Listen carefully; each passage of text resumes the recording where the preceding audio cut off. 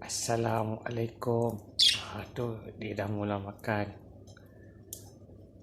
Dia dah mula makan.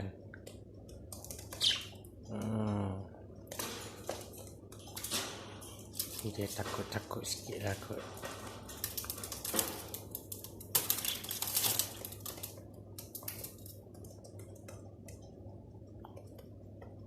Saya kena belajarkan dia lagi.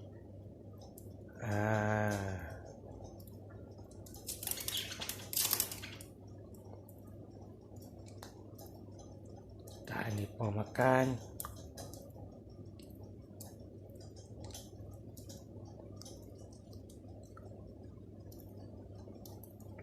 Yang putih ni nak masuk.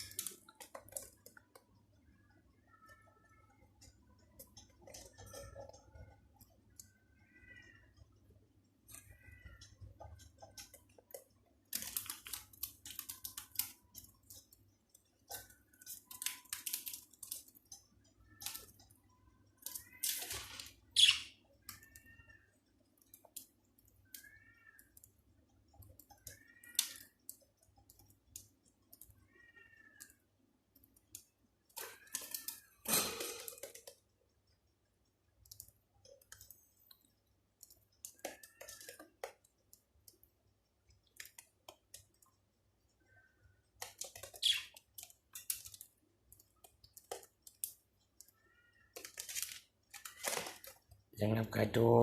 Makan pelan-pelan. Semua akan dapat makan.